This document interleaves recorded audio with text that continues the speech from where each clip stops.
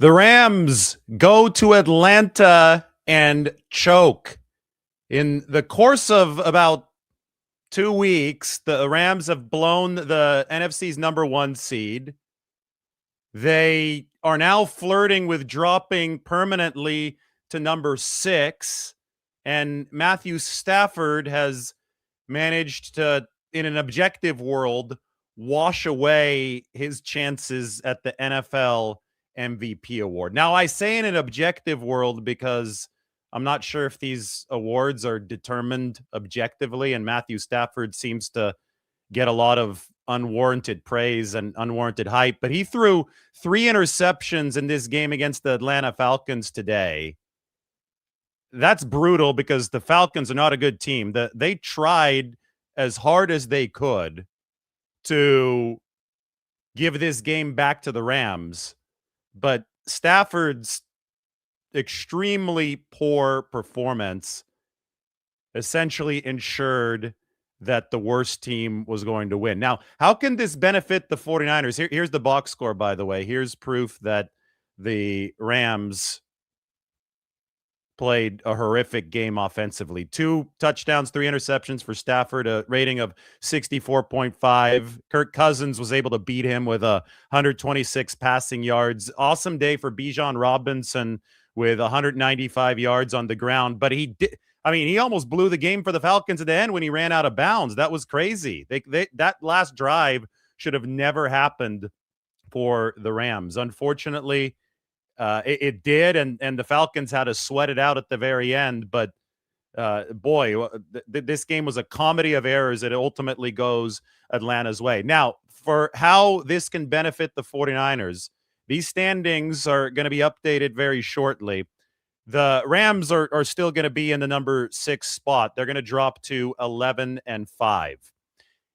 If the 49ers can take care of business against the Seattle Seahawks on Saturday, that's obviously the big game for the number 1 seed. The 49ers will enter the NFC playoffs as the team with a bye at 13-4.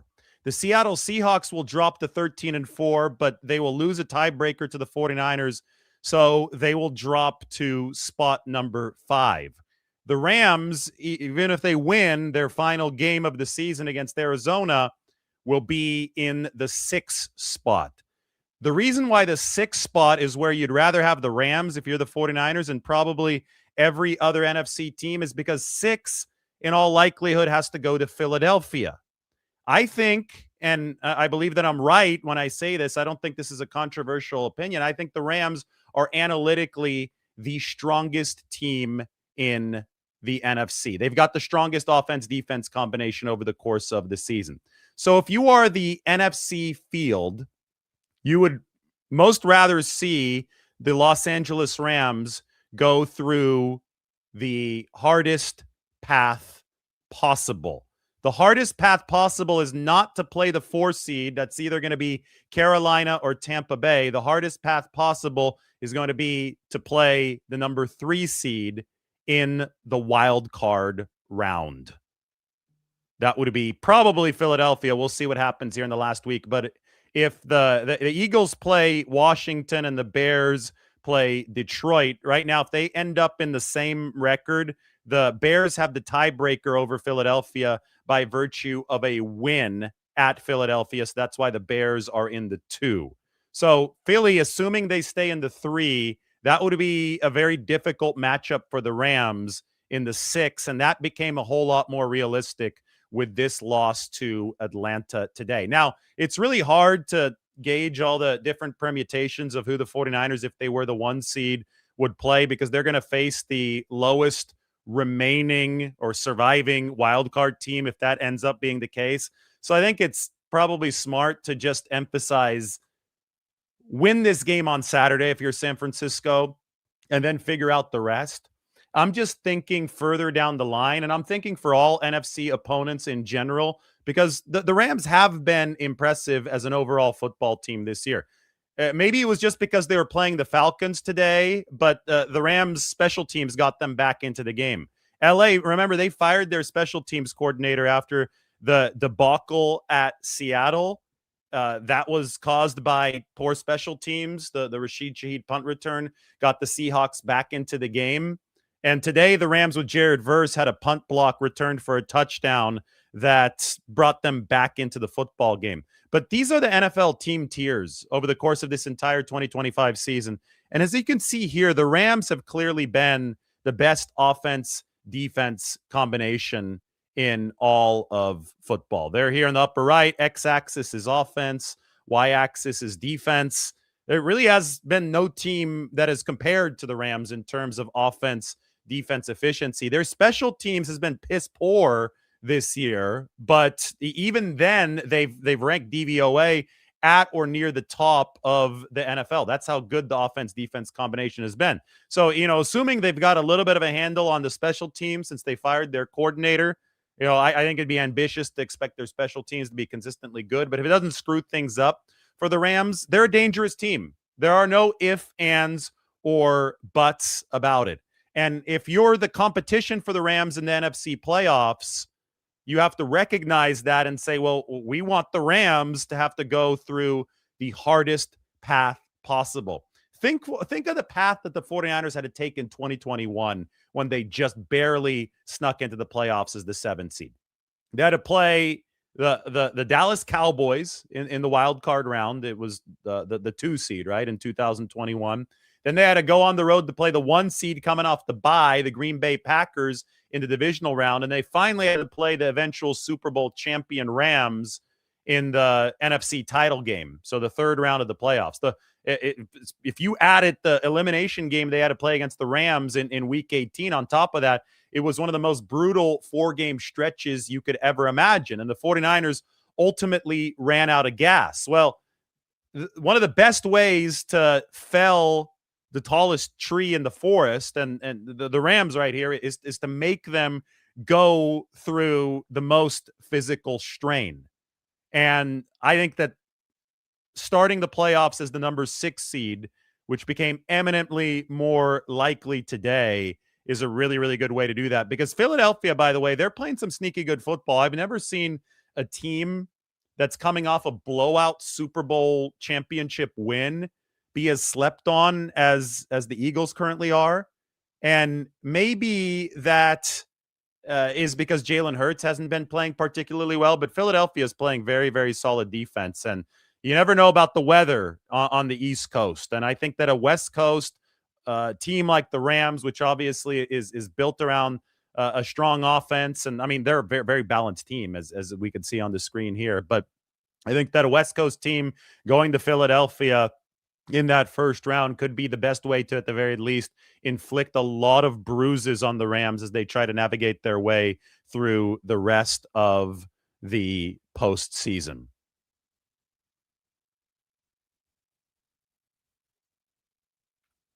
So the 49ers, it's just very, very critical for San Francisco for any of this to really stick.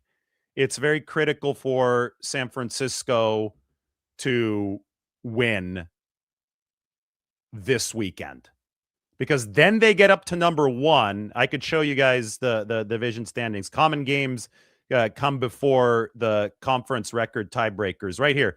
If the 49ers win this weekend and beat Seattle, then San Francisco moves up to number 1, and then it's Seattle and LA jockeying for that 5-6 position, and Seattle would have the advantage over LA and push LA into number 6. If the 49ers lose this weekend, then it's the 49ers jockeying with the Rams for 5 and 6, and the Rams currently have a better record when it comes to common opponents.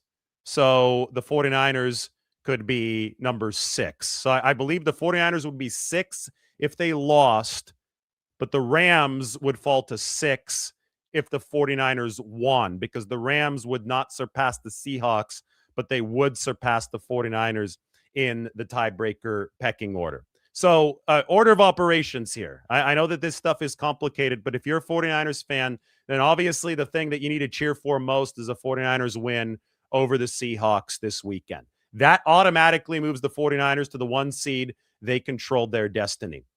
then a downstream potential effect, positive effect for the 49ers and for other NFC teams in the playoffs, given the strength of individual teams in the playoff field, just happened today in this Monday Night Football game with the Rams' loss. It makes that number 6 seed all the more likely for the Rams, because you talk about a tough playoff route for the Rams, having to go to Philly, then having to go wherever else against, maybe even having to go to San Francisco if the 49ers win, and then having to go on past that if they somehow win that, would be a very, very difficult path. As the number 5 seed, the Rams would have, I don't want to say it would be a bye, but it would be a much, much easier time in the first round of the NFC playoffs, because they would face either Carolina or the Tampa Bay Buccaneers. I know that the Rams have lost to the Panthers. I know Stafford turned the ball over 3 times against Carolina on the road.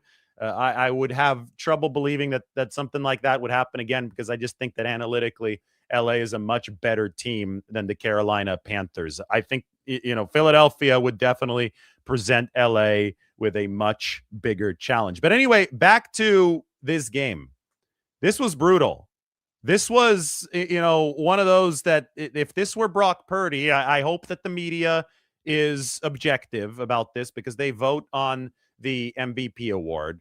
But if this were Brock Purdy would be eliminated from MVP contention, hands down. And if Purdy, if he had not suffered turf toe, I think that he would be in the lead in this MVP discussion. Unfortunately, he missed 8 games. So despite the fact that he has the best statistics of any NFL quarterback this year, he's not going to be in contention for that MVP award. It really is between Matthew Stafford and Drake May of the New England Patriots. And, let's take a look at the quarterbacks on this chart. I could show you guys Ben Baldwin's website, which I think really helps visualize where all the QBs are. We can make this big. We can put this up on the screen, and we can show you where all of the QBs are with their performances this season. As you can see, Purdy is highest up on the y-axis.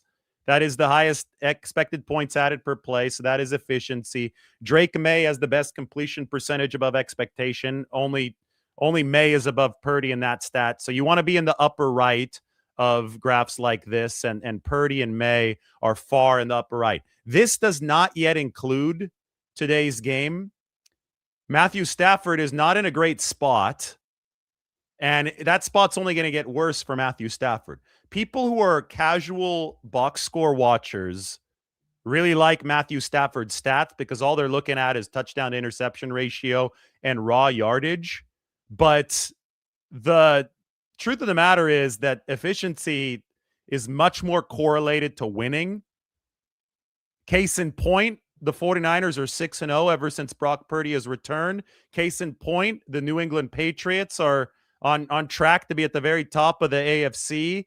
Case in point, Matthew Stafford's team is 3rd place in his own division. I mean, that does seem to be correlated to winning when you tie this graph to a team's final record. So the better way to judge a quarterback and the better way to judge the MVP award is to take a look at something like this rather than looking at raw yardage. And Drake May has been in a lot better position, has been much better from the nuanced approach, the approach that is truly correlated to wins and losses, which should be the final arbiter of this thing. May has been a better quarterback than Matthew Stafford. So yeah, that's why I said, in an objective world, tonight's performance, tonight's disaster for Matthew Stafford against the Atlanta Falcons with those 3 interceptions, Matthew Stafford's 200th career interception was thrown tonight. His 32nd pick 6, which tied Brett Favre for the all-time lead in pick 6s, was thrown tonight. He narrowly avoided a second pick 6 tonight just because the defender stepped out of bounds, and he didn't have to step out of bounds on the return. I mean, this disaster in an objective world should remove Matthew Stafford from MVP consideration. If it does not, then it is very clear that Matthew Stafford is judged by different standards than other NFL quarterbacks. And that's something I just won't stand for, at least on this show. I'll call it out when I see it. I think Matthew Stafford is more of a system quarterback than Brock Purdy. Matthew Stafford was never a top 10 efficiency guy, maybe outside of 1 year. I won't say never. Outside of 1 year in Detroit, Matthew Stafford was not a top 10 efficiency guy. He goes to LA, he plays for Sean McVay, he finds his way into the top 10, and everybody pretends like he was magically a top tier quarterback the whole time. Everybody pretends that he doesn't have over 200 career interceptions. Everybody pretends that he doesn't have the NFL record for pick sixes. Everybody pretends that he doesn't have an 18.5% bad throw rate, which is number 32 in the league. And it got worse tonight. There were a lot of bad throws from Matthew Stafford. I mean, he had a chance to salvage the game at the end, had a wide open receiver, and he missed him. So it's about time that we start actually looking at all these quarterbacks on an even playing field. Drake May deserves better in this discussion. Brock Purdy has obviously long deserved better in this discussion. And, nobody's saying that Matthew Stafford is a terrible quarterback. The reality just doesn't match how he's discussed by especially some of the casual media, and downstream of that, some of the casual fans. I have a cool graphic that we could look at quarterback play over the course of the past 3 years, ever since Brock Purdy has been in the league, and the difference between where Purdy has been and where Matthew Stafford has been since 2022 is relatively staggering. Mike says that Sean McVay, in his post-game press conference, announced that the Rams will play their starters in Week 18 against the Cardinals. McVay said, "We need to play better."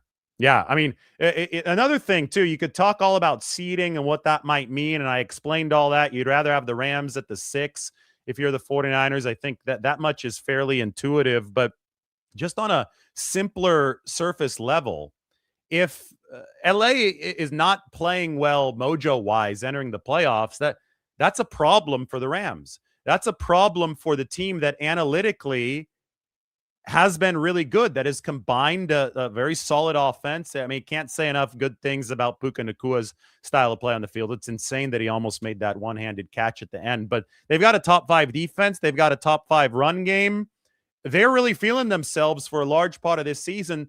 If they head into the postseason with a loss to maybe it's not a lowly Atlanta Falcons team, but it's a mediocre at best Atlanta Falcons team. I mean, Atlanta went through a checklist of about 5 things in that Monday night game that we just watched. It was like how to blow a game. And Atlanta, okay, have a field goal blocked, fail on a third down play by not even trying to space the field. They just crawled into a complete shell on some of those plays. Commit penalties, run out of bounds when you have a chance to bleed out the clock before a game-winning field goal attempt. I mean, Bijan Robinson, for as good as he was today, that was completely inexplicable to me. Atlanta did a lot of things. They went right to the checklist of how to blow a game.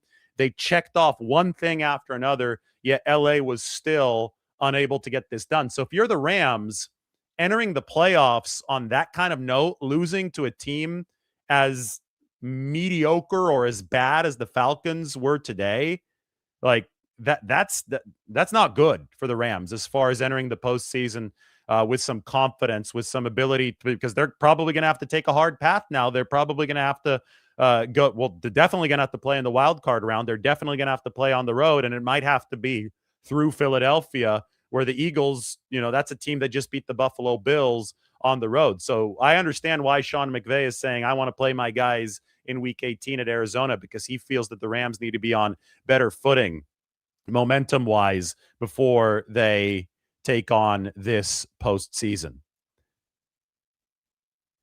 Mike has a Week 18 playoff tree simulator, which I'm going to put up on the screen. I think this might be kind of helpful to visualize the different possible results in Week 18.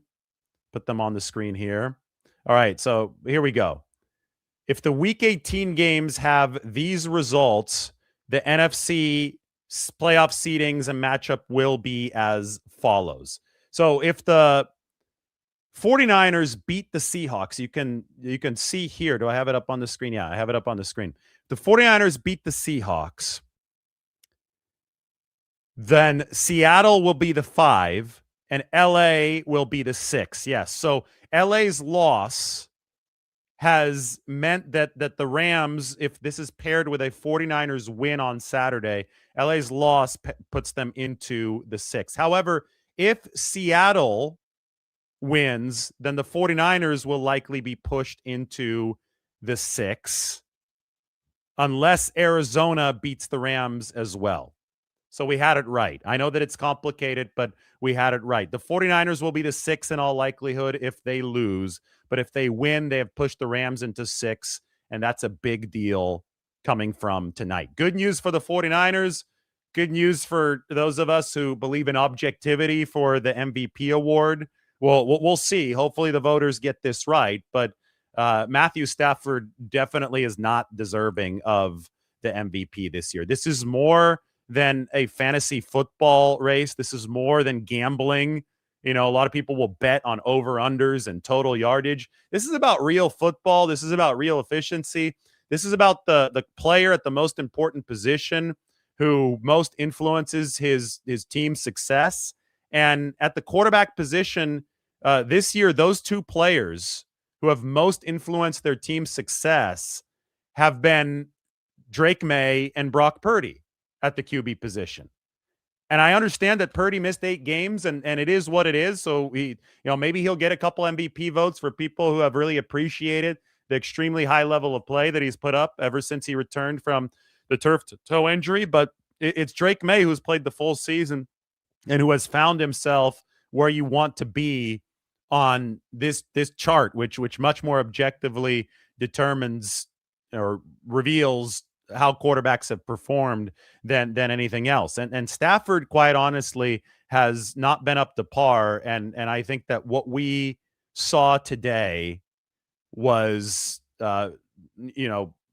something that put a bow on a very interesting season, but one that's been flawed from Matthew Stafford from the very get-go. And I could go back to week 5 against the Rams. I think Stafford threw for over 400 yards. But he managed to lose to Mac Jones on the other side. And, the media was sitting there talking about how great Stafford was for that whole game without ever acknowledging that the play prior to the game-ending 4th down stuff was a misfire on what should have been an easy throw from Matthew Stafford to Kyren Williams. He threw behind Kyren Williams, and because of that, Williams had to go into a slide as he caught the ball. And because of that, he ended up about a yard or half a yard short of the first down. And because of that, the Rams had to go for it on 4th down. And because of that, the 49ers stuffed them. And there was never any mention. I didn't hear anybody else mention this outside of my articles and this video, that Matthew Stafford screwed up a gimme throw on 3rd down in overtime against the 49ers. And it led to the Rams getting stuffed on 4th down and losing the game. It was a major, major deal. Instead, everybody just talked about how Stafford threw for 300 or 400 yards. All they cared about was the raw total at the end of the game. All they cared about was, big arm Stafford. They didn't care about the critical mistake that he made at crunch time, which Mac Jones, the 49ers QB2, did not make on the other side. And because of that, Matthew Stafford somehow got away with being the quarterback of a loaded Rams team, the healthiest team in the NFL. He somehow got away scot-free, reputation intact, after his team lost to a 49ers skeleton crew at home. No other quarterback would be protected in that situation, especially Brock Purdy. Imagine Brock Purdy in charge of the healthiest team in the NFL, losing to a team with its QB2, down its top 2 receivers, down. I mean, the 49ers were down at the time, their top defensive player in Nick Bosa. They were down to an ultimate skeleton crew, especially on the offensive side of the ball. Imagine if anyone but Matthew Stafford had lost in that scenario with those kind of advantages. They would be absolutely crucified, right? So the fact that Stafford was still talked about as having this stellar season, even after that week 5 game, completely perplexed me.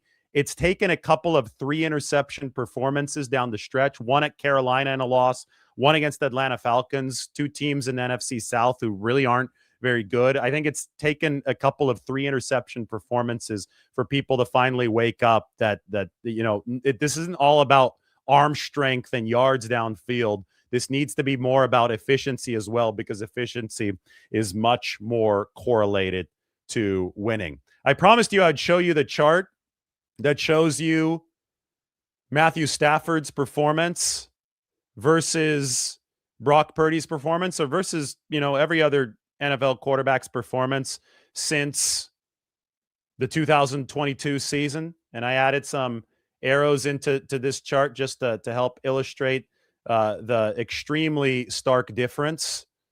So this is XY, EPA, and completion percentage over expectation since 2022, since Purdy entered the league. One thing that really bugs me is this talk that we're hearing from people right now. This Brock Purdy can win a Super Bowl. And it's like, what do you mean this Brock Purdy? Because this Brock Purdy that you've seen over the course of the past few weeks, especially the past two, has been very close to the Brock Purdy that we've seen since 2022. This is the larger sample of all 4 of Brock Purdy's seasons in the National Football League. And, oops, we got to get it back up on the screen. This larger sample, I lost it. Give me 1 second. The larger sample, I completely X'd out of it. So I'm going to go back and I'm going to grab it one more time. I appreciate your patience. Get this up on the screen. Here it is. This larger sample dating back to 2022 very clearly shows Purdy in around the same spot at the upper right as he's been just over 2025, where it seems that everybody now acknowledges that he's really good. Nothing has really changed, except people who cover this seem to finally be doing their jobs. They're finally acknowledging that Brock Purdy is a damn good quarterback. Well, in the time since 2022, this is where Matthew Stafford has been. He's been a little bit better here in 2025, but if you expand the sample to include 3 more years before that, it hadn't been all too pretty. And, I drew the circles on here and I pointed the arrows on here to show you just how big of a gap there's been. And this is something that wouldn't come to light unless I'm putting it out there, because there's just this lazy assumption that Matthew Stafford is in the upper right because he's got a big arm, because he was a former first-round pick, maybe because they won a Super Bowl in 2021 with an elite defense, by the way. I mean, they had a loaded team. It takes a team to win these things, but there's a lazy assumption that this guy's a world beater when he hasn't been one. And I just think that it's really important to look at this objectively and to actually allow the data to guide us, because the eye test and the bias test, when draftism is applied, can really, really pollute a conversation. And this, to me, is one of the more staggering data points that there is. Anyway, 49ers now need to turn all focus to the Seattle Seahawks. They had it wasn't really even a day off today. The 49ers had a treatment day. Everybody came into the facility, and the usual day off, the Tuesday day off, is not going to happen because this is a short week for San Francisco. Also a short week for Seattle. They had a fly back from Carolina. I've got my grades article up on the San Francisco Standard. You have it right here. The 49ers' most complete offensive showing of 2025 sets up an epic Week 18 showdown. We can go through some of the grades, but of course I included this. Today is actually the 6-year anniversary of the Dre Greenlaw, Jacob Hollister stop at the goal line. 49ers will play the Seahawks with similar stakes, the same stakes on the line. The 1 seed, so 1 versus 6 basically for San Francisco in this game, because I would expect LA to beat Arizona in Week 18. And this 1 versus 6 game, or this 1 versus 6 dichotomy for the 49ers, it's a massive swing. If you get the 1 seed, you've got probably a 50% chance to make your way to the Super Bowl, which would be on your home turf if you're the 49ers. If you don't win this game, well, it becomes more like a 10 or 15% chance. Maybe even lower than that, given the fact that the 49ers defense is so decimated. I think it's extremely important for them to clear the path and make it as advantageous as possible since they have been so shorthanded this year. And by virtue of doing that, and by virtue of LA's loss tonight, you also make the path for the team that's strongest on paper, the Rams, you make it that much more difficult, and that's how you tilt odds into your favor if you're the 49ers. My grades for San Francisco against the Chicago Bears, A+ for Brock Purdy. That's a no-brainer.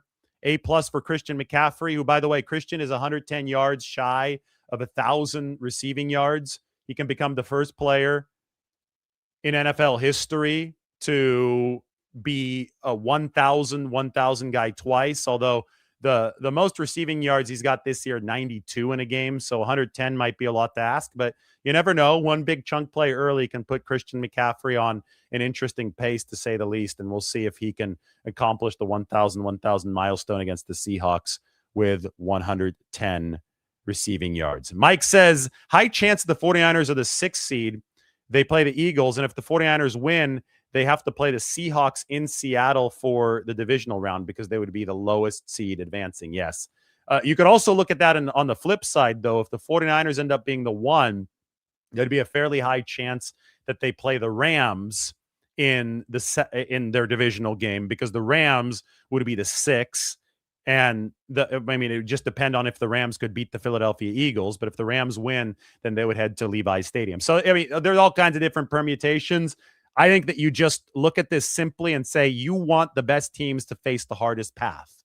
And if the Rams are a team that scares you the most, for obvious reasons, because they're the team with the top 5 offense, the top 5 defense, and a special teams unit that might be turning a corner, send the Rams to Philly. Send them to the team that just walked into Buffalo and won. And I think that the 49ers, by beating the Seahawks this weekend, can do 2 things. They can secure the 1 seed for themselves, and they can effectively send the Rams to Philadelphia or maybe even Chicago. But I think Philly is tougher than the Bears just from the defense perspective. But who knows? I mean, the Bears did go into Philly and win, so you never know. Just give the Rams a harder game in that first round than Carolina or Tampa Bay. Back to the grades, gave McCaffrey an A+. I said that he's got the 100. He's 110 yards away from 1,000 receiving yards on this season. The most seasons with 2,000 plus scrimmage yards in the last 10 years, McCaffrey has 3 of them. Derrick Henry has 2. Saquon Barkley has 2 as well. And then 6 other players have 1 such season. Christian McCaffrey has surpassed 2,000 scrimmage yards here in 2025. A+ for the wide receivers as well. You could probably see the receiving efficiency chart here. That's going to happen when Purdy was as good as he was. But, the reason I gave the receivers an A+ is Pearsall is playing hurt, and that was an inspiring game for Ricky Pearsall. I mean, he caught some of those passes in this game.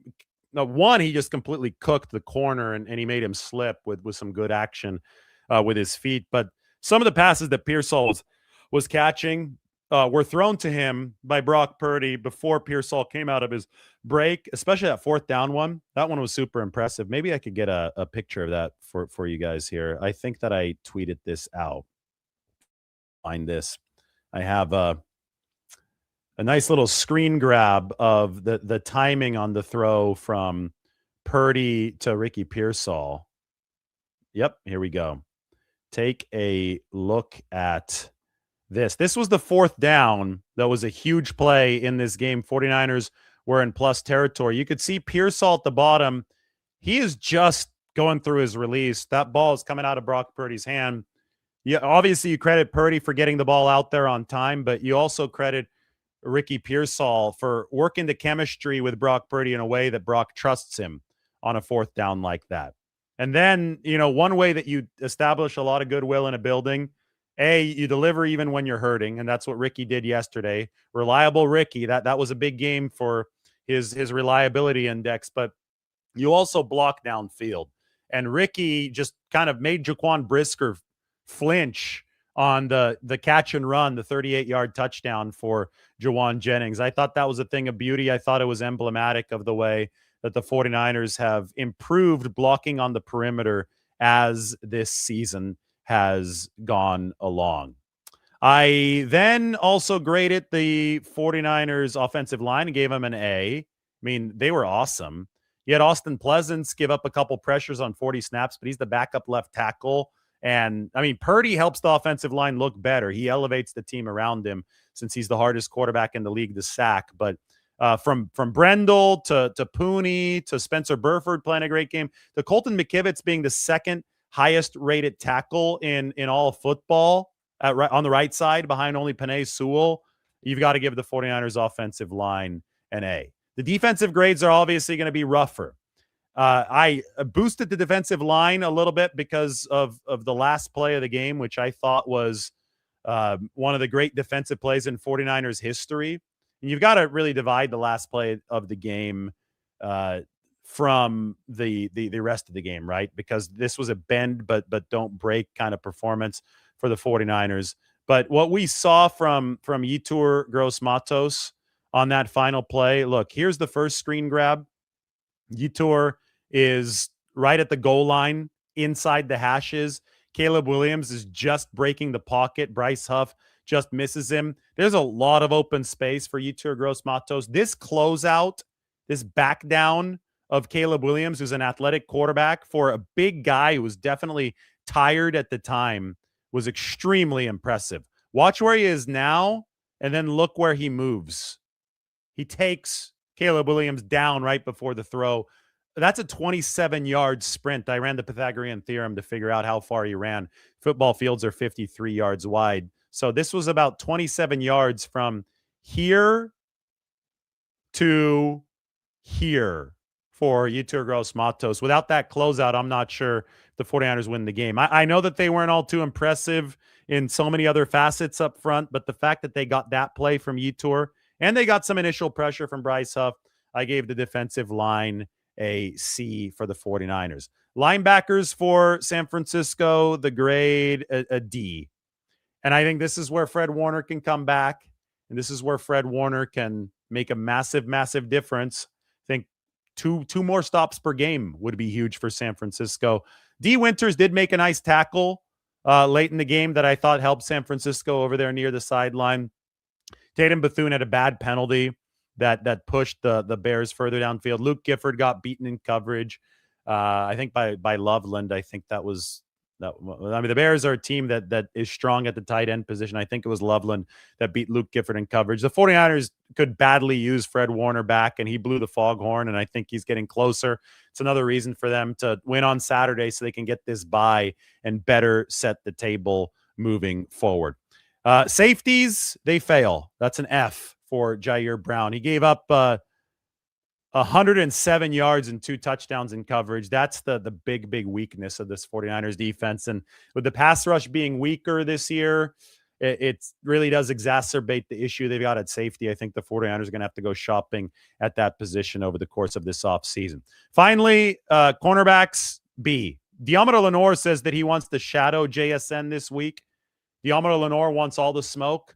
I don't think that the 49ers corners are a problem. I think that they've been playing. They only gave up 30 total yards to the Bears this past weekend. It was the tight ends and the linebackers, but it was the safeties and the linebackers, and especially the safeties that got abused in coverage and gave up most of the yardage for the 49ers. I think that San Francisco is actually relatively strong at the outside corner position, and I'm looking forward to seeing that matchup between Lenore and JSN on Saturday evening. Finally, special teams. The grade for them is a B. It wasn't a great game on special teams, but it did the job, and that's all the 49ers have ever wanted. In fact, take a look at this. This is a good summary. This is the craziest expected points by phase dichotomy that I've ever seen. That's, I think, the highest number I've ever seen from the 49ers offense. They were plus 29.4 expected points. But then their defense lost almost all of that advantage. They were negative 26.5. The 49ers just needed to not screw it up on special teams because their offense was just a little bit better. Brock Purdy was just a little bit better than Caleb Williams on the efficiency chart. And that's exactly what happened. They might have had a couple more touchbacks than they wanted. Those are punitive in this league now with the 35-yard line. But minus 1.7 on special teams isn't bad. And it sets up the special team Super Bowl. Seattle's number 1. The 49ers are number 2 on special teams. And we'll see who comes out on top in a game between the league's 2 best special teams units on Saturday. So go and check out the grades. I'm going to pin them to the top of the article. Here you have them. 49ers will now turn their attention fully to the Seattle Seahawks on the 6-year anniversary of that Dre Greenlaw, Jacob Hollister stop up in Seattle in a game for all the marbles. The game for all the NFC marbles is going to be at Levi's, maybe in some rain, coming up this Saturday. Matthew Stafford and the Rams choke. It's good news for the 49ers, good news for the rest of the NFC. Now, San Francisco, they need to do their part to make sure that the Rams get pushed down to that number 6 seed permanently. Hope you liked the video. We will talk to you very soon. Hit that subscribe button. We are closing in on 100,000 real subscribers. See where we're at right before I leave right here. We are at 96,906. The goal was to get to 97K this week. I think we're going to smash through that. If you hit that like or well, hit the like button, of course, but if you hit the sub button right now, maybe we get to 97K real subscribers tonight. That would be really cool. Help support the channel. Go support the San Francisco Standard. We'll talk to you all very soon.